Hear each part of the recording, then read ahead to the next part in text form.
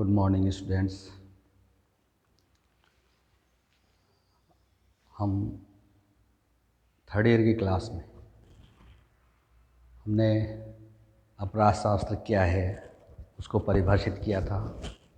अपराध शास्त्र के बारे में जो मेन जो इसकी जो विषय वस्तु थी उसके बारे में हमने चर्चा की थी, परिभाषाओं का सेक्शन देखा था।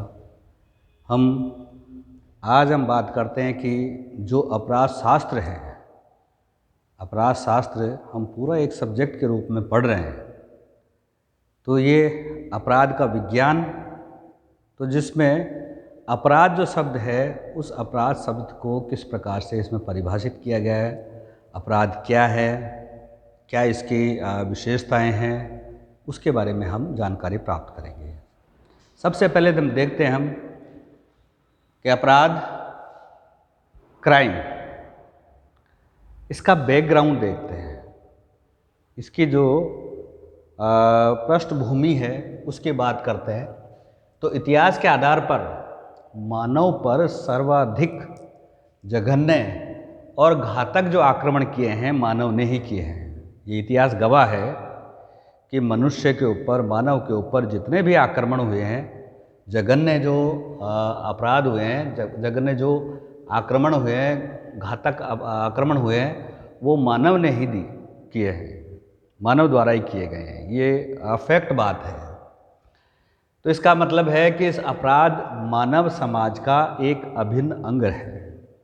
हम आदिकाल से अगर इसकी देखते हैं रूपरेखा, तो आदिकाल से हम अगर इतिहास, मानव का इतिहास देखते हैं, तो मानव के इतिहास देखने पर हमें पूरी तरह से ये कन्फर्म हो जाता है कि अपराध और मानव, इन दोनों का साथ साथ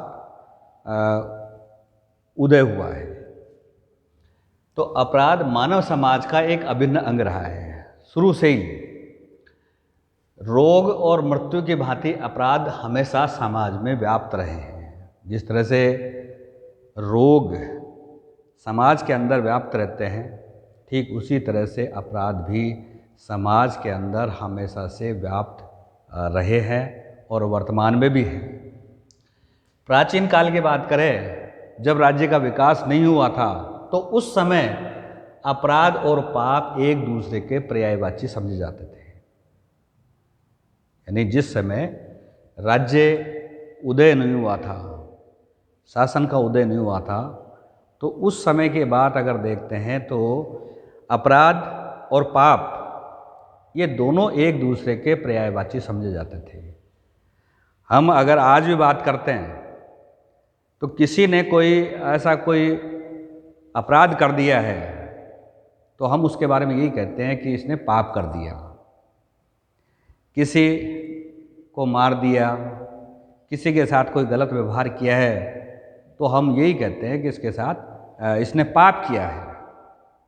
तो पाप जो है, पाप और अपराध दोनों एक दूसरे के पर्यायवाची समझे जाते थे प्राचीन काल में। जब राज्य का विकास नहीं हुआ था तब दोनों एक दूसरे के पर्यायवाची थे। कालांतर की बात करें तो कालांतर में जैसे जैसे समय बीता है, पाप को आध्यात्मिक पक्ष की ओर धकेल दिया और बच गया अपराध। अपराध को समाज के सामाजिक क्षेत्र में सीमाबंद कर दिया गया। तो यहाँ पर पाप को तो कहाँ दे दिया? आध्यात्मिक क्षेत्र में। आध्यात्मिक के क्षेत्र में पाप चला गया। अब अपराध जो सामाजिक क्षेत्र की सीमाओं में ही इसको रखा गया और इसके लिए दंड की व्यवस्था की गई। और ऐसे कार्य जिन्हें पाप समझा जाता था उस समय, यहाँ पर ध्यान दें अपन कि ऐसे काम जिनको कि पाप समझा जाता था, यदि वे समाज की मान्यताओं के विपरीत थे, समाज उनको नहीं मानता था, समाज की मान्यताओं के विपरीत थे, तो उन्हें भी अपराध घोषित कर दिया गया। यानी ऐसे कृत्य, ऐसे कार्य जो पाप की श्रेणी में आते थे लेकिन वो समाज की मान्यताओं के खिलाफ थे, मान्यताओं को विपरीत थे, तो इनको अपराध घोषित कर दिया गया और इनके लिए भी दंड की व्यवस्था की गई। यानी पाप जो कि समाज की मान्यताओं के अनुसार खरा नहीं उतर रहा है, उसकी मान्यताओं को विपरीत है, तो ऐसी स्थिति में उसको भी, उस पाप को भी अपराध की श्रेणी में घोषित कर दिया और उसके लिए भी दंड की व्यवस्था कर दी, सजा की व्यवस्था इसके लिए भी कर दी। प्रत्येक अपराध के लिए दंड निश्चित किए गए। हर अपराध जिसके लिए दंड निश्चित किए गए, चोरी के लिए अलग दंड, किसी का मर्डर कर दें, हत्या के लिए अलग दंड, प्रहार के लिए अलग दंड, अलग अलग कामों के अलग अलग जो कृत्य थे, जो कि अपराध समझे जाते थे, उन अपराधों के लिए अलग अलग दंड निर्धारित किए गए। अब हम बात करते हैं परिभाषाओं की कि अपराध है क्या। सबसे पहले साधारण रूप से देखते हैं कि साधारण रूप से अपराध को हम क्या कह सकते हैं, अपराध को कैसे परिभाषित कर सकते हैं। सामाजिक आचरण के उस स्तर को, यहाँ पर सामाजिक आचरण की हम बात कर रहे हैं, सामाजिक आचरण के उस स्तर को जिसे शेष समाज बाध्यकारी मानता है। सामाजिक आचरण के उस स्तर को, यानी सामाजिक आचरण का वह स्तर है जिसको शेष जो बचा हुआ समाज है वो बाध्यकारी मानता है, बंधनकारी उसको मानता है, उसको अस्वीकार करना या फिर अपनाने में असमर्थ रहना। अगर ऐसे आचरण को, ऐसे सामाजिक आचरण को जिसको कि उसका जो स्तर है उसको शेष समाज बाध्यकारी समझता है कि इसको तो आचरण को करना ही होगा, बाध्यकारी है या नहीं करना होगा, ये बाध्यकारी है, तो बाध्यकारी किया गया है उस काम को सामाजिक आचरण के उस स्तर को, तो उसको अगर अस्वीकार कर दिया समाज, अगर ये शेष समाज जो ये मान रहा है कि ऐसा आचरण किया जाना चाहिए और इस बात को अस्वीकार कर देना या अपनाने में असमर्थ रहना, या फिर जिस काम को नहीं करना है और उस काम को कर लिया जाए, यानी कि उल्टा हो गया, अस्वीकार करना यानी उल्टा करना, अपनाने में असमर्थ रहना, यही अपराध है। तो सीधे शब्दों में हम ये कह सकते हैं सामाजिक आचरण के उस स्तर को जिसे शेष समाज बाध्यकारी मानता है, अस्वीकार करना या अपनाने में असमर्थ रहना ही अपराध है। दूसरी परिभाषा टैफ्ट की बात करते हैं। ये अपराध शास्त्री टैफ्ट महोदय, इनके अनुसार अपराध एक यहाँ पे सामाजिक क्षति के रूप में लिया है, एक सामाजिक हानि के रूप में स्वीकार किया है टैफ्ट ने। ये सामाजिक क्षति है जो कि वैचारिक तथा सापेक्षिक है। सामाजिक क्षति कैसी है? वैचारिक एवं सापेक्षिक है। वैचारिक तो है राय और भावनाओं की अभिव्यक्ति के रूप में, और सापेक्षिक है समय और स्थान के अनुसार परिवर्तनशील। जैसे जैसे समय बदलता है, स्थान बदलता है, उसी हिसाब से उसमें भी बदलाव आए, वो भी परिवर्तनशील रहे, तो ऐसे सापेक्षिक कहलाता है। तो अपराध एक सामाजिक क्षति है जो वैचारिक तथा सापेक्षिक है, यानी कि राय भावनाओं के अभिव्यक्ति के रूप में है और समय और स्थान के अनुसार परिवर्तनशील है। एग्जाम्पल के रूप में देखते हैं हम, अगर हम बात करें जिस समय जार शासित रूस था, जार का शासन था रूस में, उस समय अगर साम्यवाद के, समाजवाद की कोई प्रोत्साहन देता था, ये ध्यान देने वाली चीज़ है कि जार के शासन के समय, रूस की बात कर रहे हैं, तो उस समय समाजवाद को प्रोत्साहन देना और वर्तमान रूस के अंदर पूंजीवाद को बढ़ावा देना, प्रोत्साहन देना, ये शासनद्रोही कृत्य माना जाता है। समय का कितना फेर हुआ है, कितना समय के साथ बदलाव हुआ है कि जब जार शासित रूस था तो जार शासित रूस में जार का शासन था और वो समाजवाद के खिलाफ था। तो समाजवादी अगर कोई भी उस समय सोच रखता था तो वो देश राष्ट्रद्रोही कहलाता था। देशद्रोही कह दो, राष्ट्रद्रोही कह दो। और वर्तमान समय में अगर पूंजीवादी को प्रोत्साहन हम देते हैं रूस की बात कर रहे हैं तो रूस में अगर पूंजीवाद को प्रोत्साहन बढ़ावा दिया जाता है तो ये राजद्रोह माना जाता है। ये एक दूसरे की उलट स्थितियां हैं। तो ये एक एग्जाम्पल केवल वैचारिक और सापेक्षिक है, राय भावनाओं की अभिव्यक्ति और समय और स्थान के अनुसार परिवर्तनशीलता की बात है यहाँ पे। तीसरी परिभाषा है श्री परिपूर्णानंद वर्मा जी की। ये बहुत बड़े अपराध शास्त्री, भारतीय अपराध शास्त्री हैं और इनके द्वारा अपराध शास्त्र को बहुत बड़ा योगदान, जो योगदान सदरलैंड और टैफ्ट ने अपराध शास्त्र को दिया है, ठीक वैसा ही योगदान भारतीय अपराध शास्त्री श्री परिपूर्णानंद वर्मा ने दिया है। इनके अनुसार इनकी जो परिभाषा है वो परिभाषा सब कुछ समेटे हुए है, जो कि आज हमें महसूस होता है कि अपराध शास्त्र की परिभाषा ऐसी होनी चाहिए, ठीक वैसी ही वर्तमान परिभाषा के आधार पे हिसाब से है। तो इन्होंने कहा है कि अपराध वे कृत्य या कृत्य लोप है, कृत्य या कृत्य लोप, इनके बारे में हम आते हैं अभी। तो अपराध वे कृत्य या कृत्य लोप हैं जिनके लिए उस व्यक्ति को जो उस कृत्य अथवा कृत्य लोप के लिए दोषी है विधिक दंड दिया जा सकता है। यानी ऐसा व्यक्ति जिसने कि कोई कृत्य किया है या कृत्य का लोप किया है, उस कृत्य या कृत्य लोप के लिए किसी उस व्यक्ति को उसके लिए उस कृत्य या कृत्य लोप के लिए दंड दिया जा सकता है। केवल करने से ही नहीं वरन कुछ कार्यों को न करने पर भी उन्हें करने हेतु विधि द्वारा आबद्ध है व्यक्ति अपराध का दोषी हो सकता है। यानी कि केवल करने से ही नहीं, किसी कार्य को कर दिया तो अपराध माना जाएगा। यहाँ पर किसी कार्य को वो करने के लिए आबद्ध है, विधि द्वारा वो आबद्ध है, लेकिन फिर भी उस कार्य को वो नहीं करता है, तो ऐसी स्थिति के अंदर उसको अपराध माना जा सकता है, वो व्यक्ति अपराध का दोषी हो सकता है। तो यहाँ सीधे शब्दों में हम बात करते हैं कि पुलिस की जो कार्य होता है वो शांति और व्यवस्था स्थापित करने का होता है, और शांति व्यवस्था स्थापित करने के लिए उसको बहुत सारा कार्य करना पड़ता है। उनको इस प्रकार के कार्य भी करने पड़ते हैं जो कि जान जोखिम में डालने वाले होते हैं। फॉर एग्जाम्पल, कहीं पर उग्र भीड़ है, आंदोलन कर रही है उग्र भीड़, और उस आंदोलन करने वाली उग्र भीड़ को तितर बितर करने का आदेश राज्य से मिला है।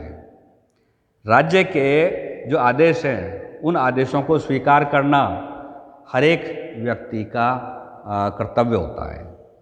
तो यहाँ पर जो आदेश राज्य के द्वारा उन पुलिस अधिकारियों को मिले हैं, उन पुलिस अधिकारियों के द्वारा उस भीड़ को तितर बितर करने के लिए वो अपने जो उनको शक्तियाँ मिली हुई है विधि के द्वारा, उन शक्तियों का यूज उनके द्वारा किया जा सकता है।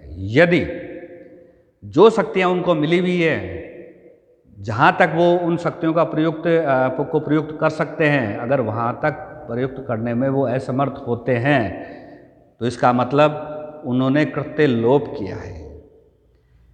दूसरी स्टेज पे हम देखते हैं कि अगर पुलिस अधिकारी के पास कोई ऐसी शक्ति नहीं है फिर भी उसने उसको प्रयोग कर लिया है, तो वो भी अपराध होगा। अब यहाँ सीधे शब्दों में हम कह सकते हैं कि अगर भीड़ ज़्यादा है और लेकिन ज़्यादा उग्र नहीं है, तो ऐसी स्थिति में अगर उन पुलिस अधिकारियों को आदेश मिलता है कि भीड़ को तितर बितर करना है, तो वो सिंपली पानी की बौछार छोड़ते हैं पहले, जिससे कि भीड़ तितर बितर हो जाए, भीड़ वहाँ से अलग हो जाए। फिर अगर वो नहीं होती है तो उसके बाद में आंसू गैस के गोले छोड़े जाते हैं, फिर रबड़ की गोलियां छोड़ी जाती हैं, भीड़ कंट्रोल नहीं होती है। अब जब ऐसी स्थिति आ जाती है कि शांति और व्यवस्था को खतरा पूरी तरह से बन जाता है, तो ऐसी स्थिति में मजबूरन ऊपर से उनको आदेश मिलता है, जो कि राज्य का ही आदेश होता है, क्योंकि राज्य का आदेश जो होता है वो इस तरह का होता है कि वो शांति व्यवस्था बनाए रखने में सहायता करे। तो ऐसी स्थिति में जब उनको ऊपर से आदेश मिला है कि अब वास्तव में गोली चलाई जाए तो गोली चलाने का भी एक नियम होता है। सबसे पहले वार्निंग दी जाती है, वार्निंग पे अगर कोई समझता है तो ठीक है, नहीं समझता है तो फिर गोली चलाई जाती है। गोली घुटने से नीचे चलाई जाती है। फर्स्ट जो गोली होती है वो घुटने से नीचे चलाई जाती है, क्योंकि रबड़ वाली गोलियां तो छोड़ के देख चुके। अब असली गोली चलानी है तो वो घुटने से नीचे ही चलानी है, और कोशिश ये करनी है कि वो पैर को पार करते हुए निकले, नहीं उसको छू के निकले, ताकि ज़्यादा क्षति उस व्यक्ति को न हो, किसी व्यक्ति को न हो। तो ऐसी स्थिति में ये काम करना पड़ता है। अगर फिर भी भीड़ अगर उग्र हो जाती है और ज़्यादा नहीं मानती है तो फिर ऊपर गोली चलाने का आदेश होता है। इस तरह से आगे बढ़ते जाते हैं। ये चीज़ें यहाँ पे टॉपिक से रिलेटेड नहीं है, लेकिन हम ये कहते हैं कि जो शक्तियाँ विधि ने किसी व्यक्ति को दी है तो उन शक्तियों का प्रयोग करना, उसको प्रयोग करना चाहिए। अगर वो प्रयोग नहीं करता है तो उसने अपराध किया है।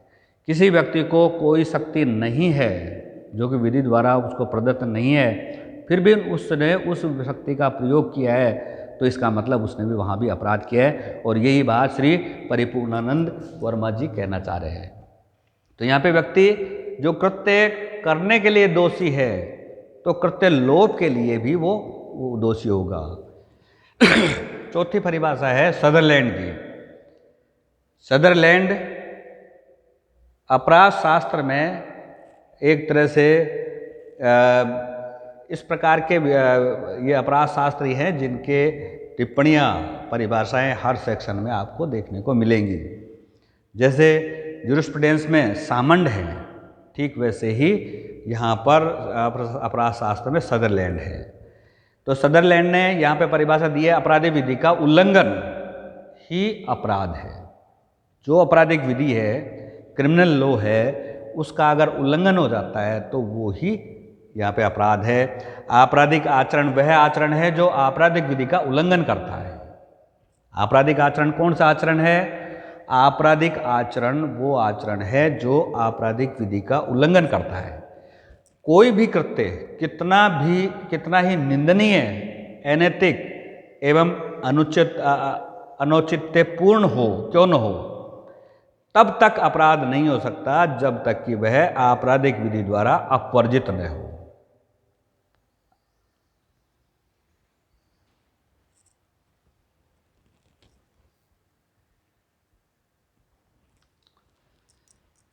यानी तब तक वो अपराध नहीं होगा, ऐसा कार्य, ऐसा आचरण, आपराधिक आचरण वह आचरण है जो कि आपराधिक विधि का उल्लंघन करता है। कोई भी कृत्य कितना भी निंदनीय हो, अनैतिक हो एवं अनौचित्यपूर्ण क्यों न हो, तब तक अपराध नहीं हो सकता जब तक कि आपराधिक विधि द्वारा अपवर्जित नहीं हो। यानी हमारे आपराधिक विधि है, क्रिमिनल लॉ है, उसके द्वारा वर्जित वो आचरण नहीं होना चाहिए।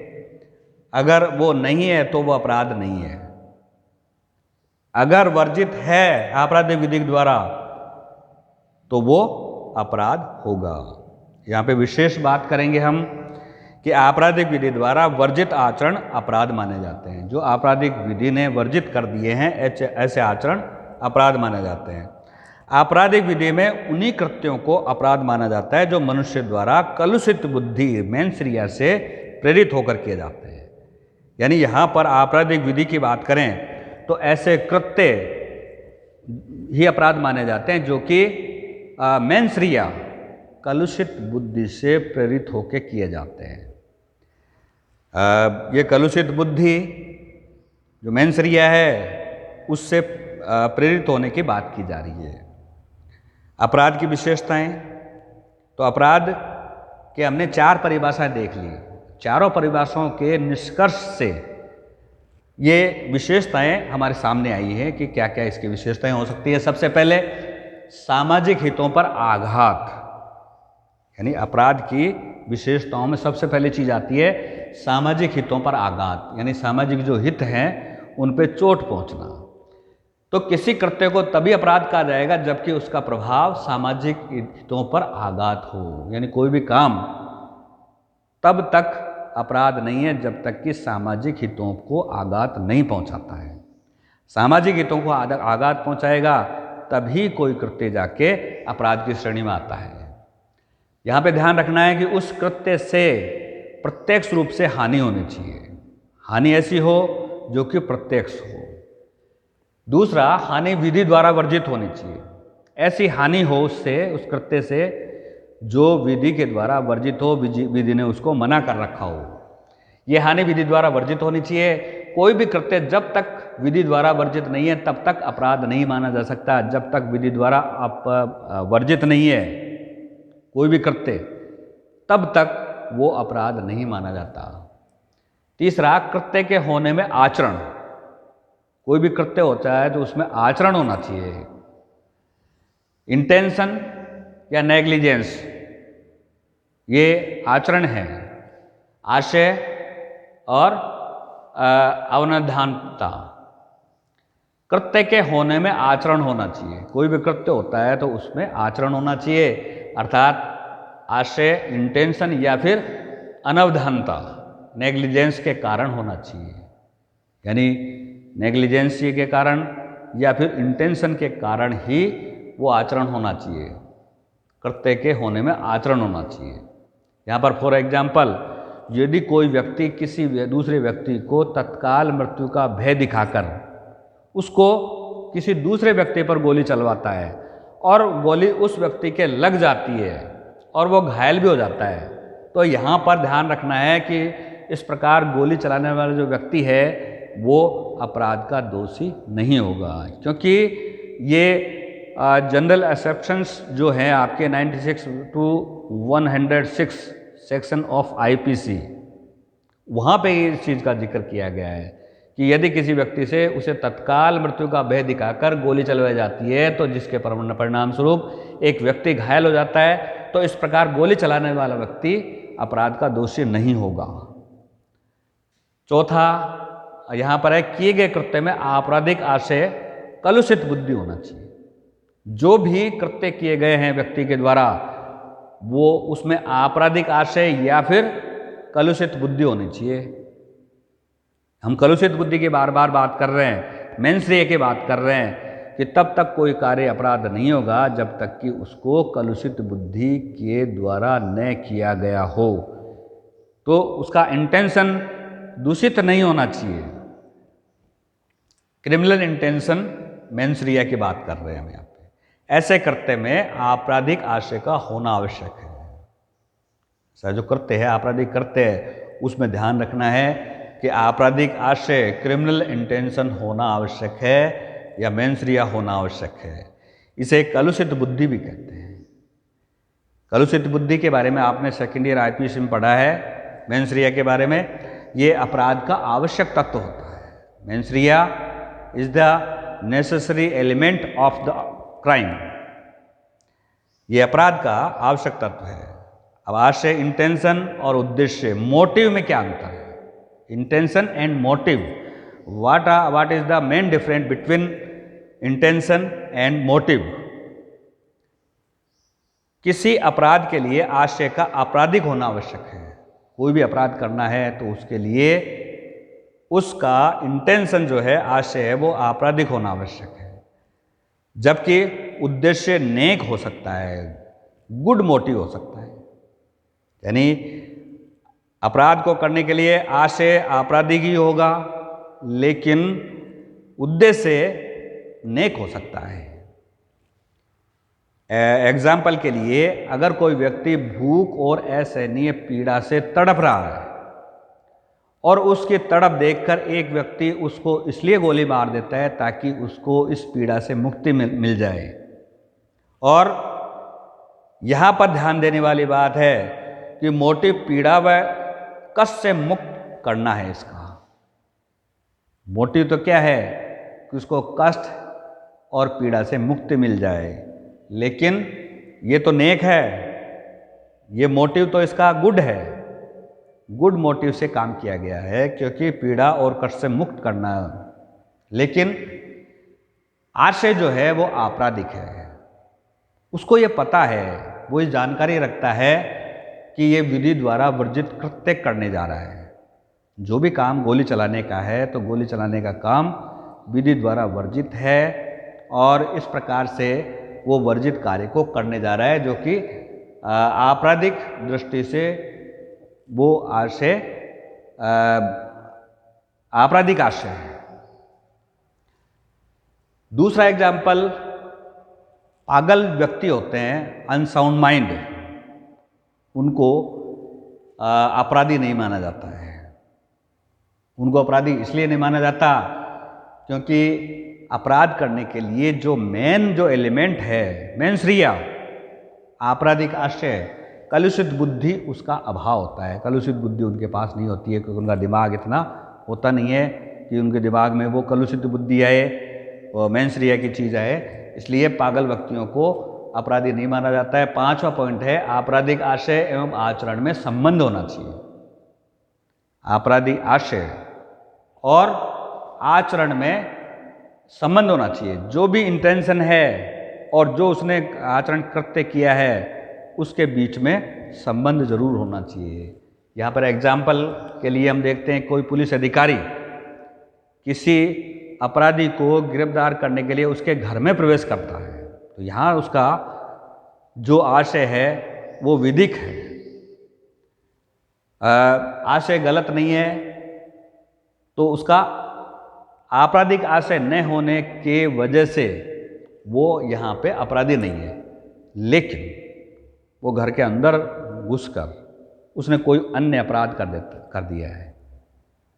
तो यहाँ पर उसने जो घर में घुसने के बाद में जो काम किया है, जो कृत्य किया है, जो उसको नहीं करना चाहिए, विधि द्वारा वर्जित है, उस कार्य को वहाँ पे कर दिया उसने, तो उस कृत्य के लिए उसको अपराधी माना जाएगा। घर में घुसने के लिए उसको अपराधी नहीं माना जाएगा। घर में तो वो अपराधी को गिरफ्तार करने के लिए घुसा है, लेकिन घर में घुसने के बाद में जो उसने कृत्य कर दिया उसके लिए वो अपराधी माना जाएगा। अब ये जो कृत्य है घर में घुसने के बाद में कोई सा भी हो सकता है, वो दिमाग की बात है, आप अपने हिसाब से सोच लें कि क्या हो सकता है क्या नहीं हो सकता है, कुछ भी हो सकता है। यानी कि ऐसा कृत्य जो कि विधि के द्वारा वर्जित है, उस कार्य को उसने कर दिया है।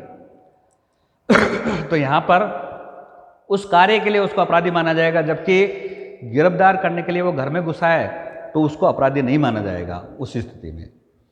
छठा पॉइंट है, विधि द्वारा वर्जित कार्य और आचरण में युक्ति युक्त संबंध होना चाहिए। जो भी विधि द्वारा वर्जित कार्य है और आचरण है, इन दोनों के अंदर युक्ति युक्त संबंध होना चाहिए। ऐसा संबंध होना चाहिए जो कि युक्ति युक्त हो। अपराध व्यक्ति के आचरण के परिणाम स्वरूप होना चाहिए, ये ध्यान रखने वाली चीज़ है। अपराध व्यक्ति के आचरण के परिणाम तय ही हुआ है। एग्जाम्पल के लिए, यदि ए व्यक्ति बी पर गोली चलाता है और बी पर गोली चलाता है, गोली से प्रहार उस पर करता है, तो उस प्रहार से वो उसके चोट लगती है और वो अस्पताल में भर्ती है। अब अस्पताल में भर्ती है, वो स्वस्थ हो रहा है, उस गोली से, गोली के घाव से वो स्वस्थ हो रहा है, उसका स्वास्थ्य निरंतर ठीक हो रहा है। यहाँ पर जैसे वो स्वस्थ हो रहा है तो हैजे से वो मर जाता है, उसके हैजा हो जाता है और हैजे से उसकी मृत्यु हो जाती है। यहाँ ए भले ही बी पर प्रहार के लिए दोषी हो, ये तो उसके ऊपर दोष आएगा, आरोप आएगा, इसके लिए तो उसको सज़ा भुगतनी पड़ेगी कि उसने प्रहार किया है, तो बी पर प्रहार के लिए ए दोषी है, लेकिन वह हत्या का अपराधी नहीं होगा। यहाँ पे उसने हत्या नहीं की है, क्योंकि यहाँ पर हानि और आचरण, इनका युक्तिगत संबंध नहीं है। हानि में और आचरण में युक्तियुक्त संबंध नहीं है, वो ही बात यहाँ पे कही जाती है। वर्जित कार्य और आचरण, इसमें संबंध नहीं है। मृत्यु में और गोली चलाने में आपस में युक्तियुक्त संबंध नहीं है। मृत्यु गोली चलाने के उपरांत नहीं हुई है, मृत्यु हुई है हैजे से। गोली चलाने से केवल वो घायल हुआ है, जिसका इलाज चल रहा था, वो ठीक हो गया है, स्वस्थ हो रहा था, और बीच में उसकी मृत्यु हो जाती है हैजे से। सातवां पॉइंट है और अंतिम पॉइंट है इसके लिए, हानि के लिए आपराधिक विधि में दंड की व्यवस्था होनी चाहिए। ये निश्चित बात है कि जो भी हानि हुई है, जो भी वर्जित कार्य है, उस वर्जित कार्य के लिए, उस हानि के लिए हमारे दंड विधि में, आपराधिक विधि में दंड की व्यवस्था होनी चाहिए। किसी कृत्य के अपराध होने के लिए उसका विधि द्वारा वर्जित होना ही पर्याप्त नहीं है कि वो विधि द्वारा वर्जित है, इतना ही पर्याप्त नहीं है, अपितु उस वर्जना के उल्लंघन के लिए दंड की भी व्यवस्था होनी चाहिए। जो वर्जन होते हुए उसका उल्लंघन किया गया है, इसके लिए उसके दंड की व्यवस्था भी आपराधिक विधि के अंदर होनी आवश्यक है। तो विद्यार्थियों, हमने कोशिश की है कि आप लोगों को अपराध को परिभाषित करने की, अपराध की विशेषताएं बताने की। अब नेक्स्ट जो क्लास होगी उसमें और किसी नए टॉपिक के साथ आपसे मिलते हैं। मैं उम्मीद करता हूं कि आप बढ़िया तरीके से पढ़ रहे होंगे और बढ़िया नंबर आप लाएंगे, और मैं आप सभी के परिवार वालों के लिए, आपके लिए इस महामारी के दौर में स्वस्थ रहने की कामना ईश्वर से करता हूँ। धन्यवाद।